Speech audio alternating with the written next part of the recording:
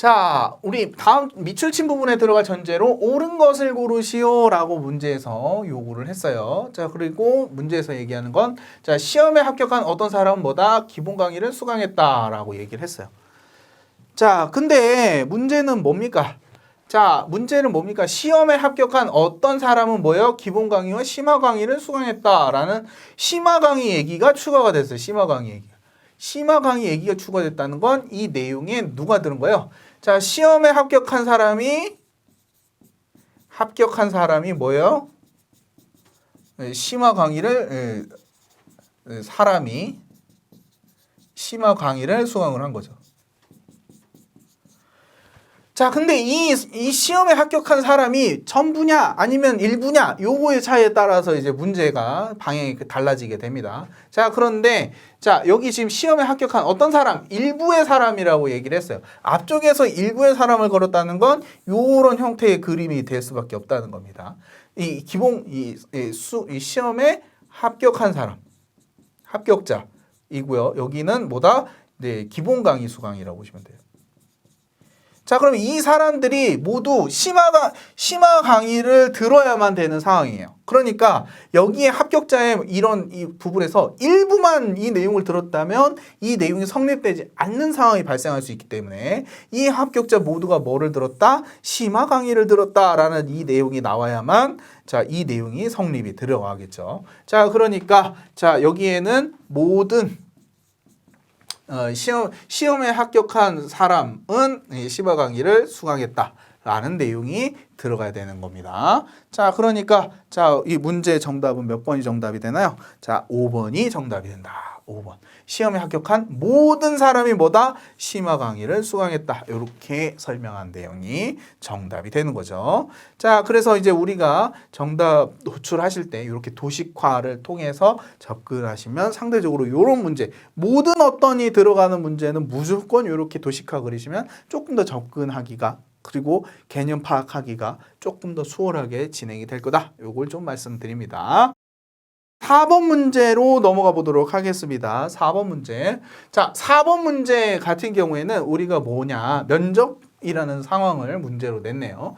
자, 그리고 거기에서 면접자가 받은 점수, 채용 조건에 대한 부분을 분석을 했습니다. 그리고 거기에서 가장 높은 점수를 얻은 한 사람을 최종 합격자로 결정을 하는 거예요. 자, 그런데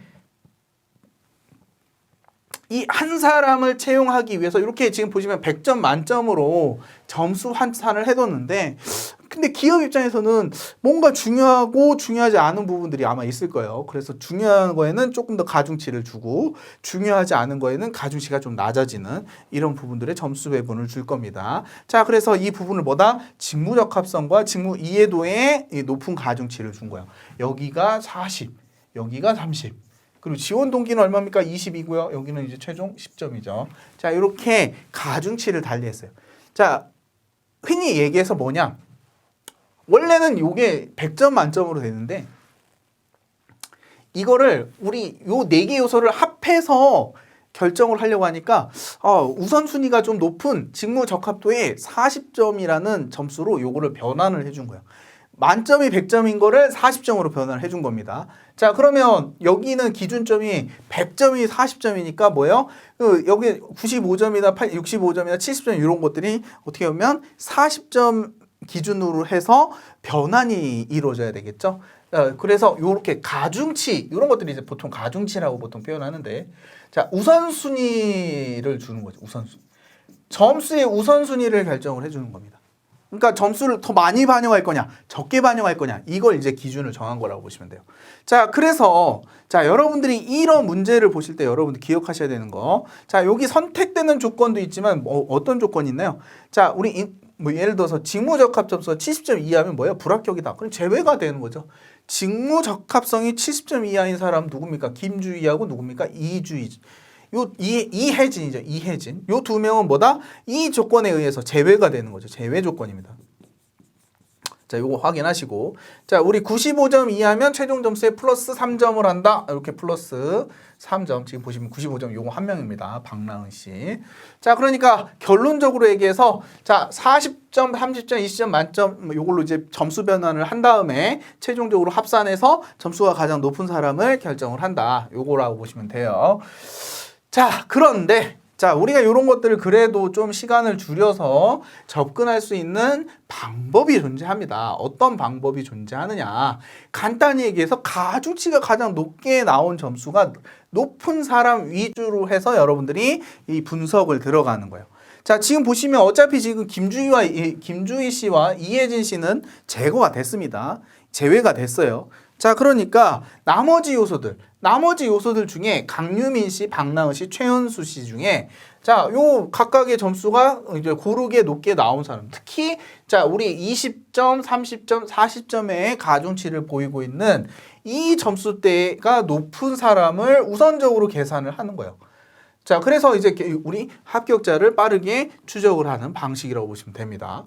자, 보시면 박나은 씨가 지금 보시면 지원 동기 점수가 65점으로 상대적으로 많이 낮아요. 다른 지원자들에 비해서. 자, 그렇기 때문에 자, 이 부분을 고려해서 자, 나머지 점수들을 확인을 해보시고 요게 배점을 확인하시는 겁니다. 원래 100점 만점이었는데 이걸 20점으로 환산한다는 건 어떤 의미냐? 자, 이거에 소수점을 하나 점을 찍고요. 곱하기 2를 한다는 얘기입니다. 그럼 여기 자연스럽게 이해되죠? 요건 점 찍고 곱하기 뭐예요? 3을 하는 거죠. 여기도 점 찍고 곱하기 뭐예요? 4를 한다는 의미입니다. 여기는 뭐 점 찍고 뭐 이건 점만 찍는 거죠. 각각 점만 찍는 거죠. 10분의 1을 하는 겁니다. 10분의 1.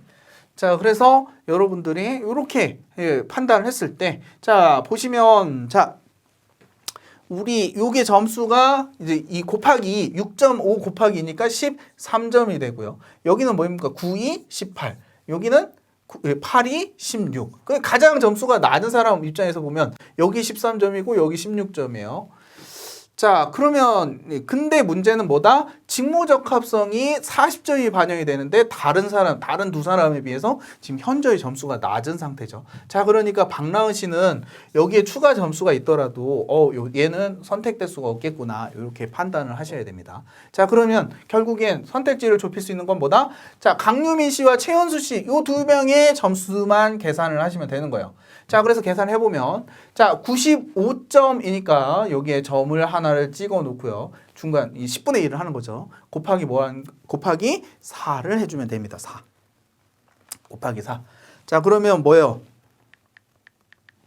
자, 곱하기 4를 한다는 건 자, 우리 여기 이 9, 4, 36, 5, 4, 20 그러니까 36에 2를 더한 거죠. 그럼 38점이 된다. 100점 만점이 이제 우리 이 40점이었다면 이걸 95점은 몇 점으로 변환한다? 38점으로 변환을 한다. 만점제가 바뀐 거예요. 100점 만점에서 40점 만점으로. 자, 그러면 이것도 마찬가지죠. 자, 요거는 뭐 몇 점이 되나요? 자, 우리 지금 85점이니까 요거에서 우리 40점이 점수 10점이 까인 거죠. 10분의 1이. 그러니까 여기는 4점을 뺀 38점에서 4점을 뺀 34점이 되겠네요. 자, 뭐 여기도 뭐 다시 38점이 되는 거죠. 근데 뭐 애초에 여기는 뭐 계산하지 않는다고 했으니까 나머지 부분들만 체크를 해봅시다. 자, 강유민 씨는 어떻게 됩니까? 여기 38점이고 여기는 30점 배점이죠. 39, 27이 될 거예요. 자, 그리고 여기는 8점. 자, 여기는 83, 24점, 25.5점이 될 겁니다. 자, 그리고 이쪽은 어떻게 됩니까? 자, 여기 10점 만점이니까 이건 그냥 소수점으로 바뀌면 되죠. 여기는 9점, 여기도 9점. 그러니까 점수 차이로 보면 자, 요거하고 요거 점수 차이가 없죠. 이쪽은 플러스 2점이 됐습니다. 이쪽이 지금 플러스 2점이에요. 최현수 씨가 지금 앞서고 있고요. 요거는 지금 보시면 어디가 지금 1.5점 차이죠. 그러니까 지금 아직까지 플러스 0.5점 최현수 씨가 지금 앞서고 있는 상태인데 지금 뭐예요? 둘간의 점수 차이가 같죠. 자, 그러니까 뭐다? 자, 요 부분에 의해서 자, 점수 차이는 0.5점 차이로 누가 앞선다? 최현수 씨가 앞선다. 자, 그러니까 이걸 연산을 완벽하게 다 수행할 필요가 없는 거죠. 그냥 이 기존에 나와 있는 수치만 비교해서 대소 비교를 통해서 접근을 하는 겁니다. 자, 그래서 우리 최대한 좁힐 수 있는 방향까지 좁혀 놓고 최종적으로 뭐를 한다? 자, 우리 위아래 이제 연산을 하신 다음에 이 차익만 계산하셔서 정답지를 좁힌다. 자, 그래서 이 정답 몇 번이 됩니까? 5번의 최현수 씨가 되게 된다. 자, 이 가중치 문제가 실제로 시험 문제상 응용이 많이 됩니다. 여러분들이 조금 기억을 해 주실 필요가 있어요. 자, 7번 문제 같은 경우에는 자, 우리 신입사원과 관련해서 물품 구매를 각각 2개의 항목을 신청을 했습니다. 자, 그리고 그 2개 항목에 대해서 뭐라고 했습니까? 5명 중에 2명은 모든 진술이 거짓이라고 했어요. 자, 거짓이라고 얘기했고 이제 거기에서 조건들을 제시를 해줬습니다. 자, 그래서 그 조건에 만족하는 조건들을 우리가 경우의 수를 파악을 하는 거예요. 자, 우선 자, 우리 필기도구만 놓고 보면 필기도구는 몇 개를 지금 준비를 했나요? 필기구는 2개. 자, 준비를 했고요. 자, 그리고 복사용지는 어떻습니까? 복사용지는 마찬가지 2명의 신청을 했고 의자는 어떻게 되네? 의자는 3명. 자, 그리고 전자제품은 네, 3명이 얘기 신청을 했습니다. 자, 이렇게 신청한 상태에서 각각의 인원들만 여러분들이 이 표를 완성하시는 순간 정답이 나오겠죠. 자, 그런데 5명 중에 뭐래요? 2명은 모든 진술이 거짓이라고 얘기를 했어요. 자, 내용을 유심히 잘 살펴보실 필요가 있습니다. 자, 내용을 보시면 자, 2명이 거짓이면 어떻게 돼요? 나머지 3명은 어떻게 됩니까? 자, 거짓이 2명이니까 참은 네, 무조건 3명이 되겠죠. 자, 그래서 참인 존재들을 유심히 잘 보시면요. 자, 이의 내용을 유심히 보시면 B와 D는 거짓을 말하고 있습니다 라고 얘기를 했어요. 자, B와 D를 동시에 거짓이라고 얘기를 하고 있어요. 자, 그러니까 자, E는 뭐를 얘기한 거예요? E는 B하고 대립관계죠. 모순관계입니다. 모순. 자, 얘네가 거짓이라는 얘기가 참이면 E는 네, 진실을 이야기하는 되고. 자, 얘네가 만약에 진짜로 반대로 얘기했네요. 자, E가 만약에 참이라면 B는 무조건 거짓이고요. D도 역시 거짓이 되겠죠. 자, 그러면 이 E는 D하고도 모순이 되는 거예요.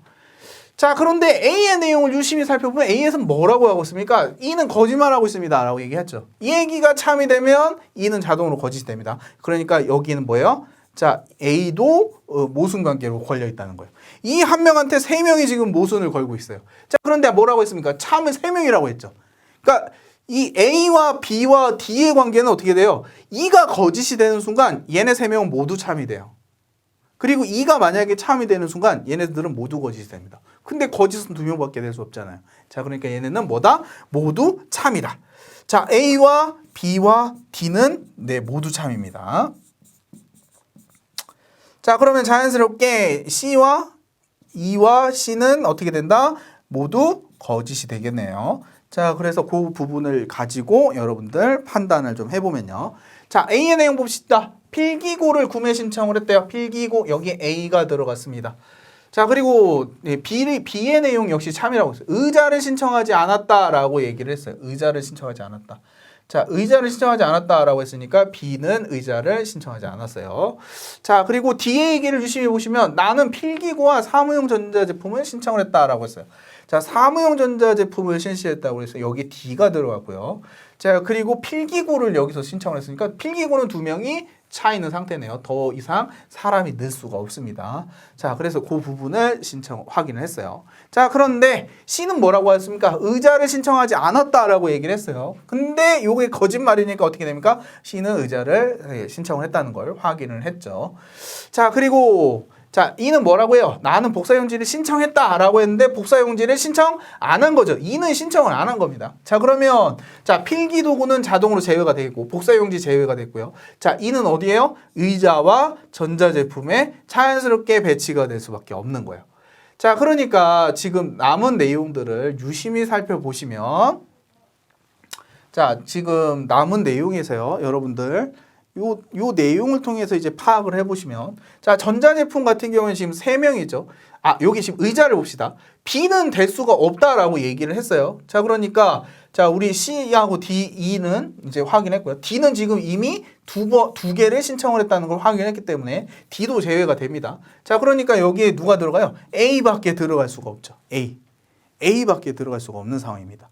자 그러니까 여기에 A가 들어갈 수 있다는 건 결국에는 뭐예요? 여기를 제외하고 나머지 B가 들어가야 되는 자리가 있다는 거죠. B는 무조건 여기에 들어갈 수밖에 없어요. 자 그리고 지금 이 순서에서 한 번만 지금 있는 사람이 있어요. 누굽니까? C죠. C는 자동으로 복사용지로 들어가게 되는 거죠. 자 그래서 이렇게 도식이 완성한 다음에 우리 거기에 맞는 정답을 찾아보면 몇 번이 정답이 되나요? 자 우리 문제에서는 자 A 의자를 선택한다. 의자를 선택한 게 여기에 지금 맞는 내용이죠. 자, 그래서 7번의 정답은 몇 번이다? 2번이 정답이다. 이렇게 보실 수 있습니다. C 필기구는 네, 필기도구 사용 안 했죠. 자, 우리 A 복사용지 이용 안 하고 있습니다. 사무용 전자제품 C가 들어갔지 않았죠. 필기 2는 필기도구 요거 아닙니다. 자, 그래서 2번이 정답이 된다. 이렇게 보실 수 있습니다.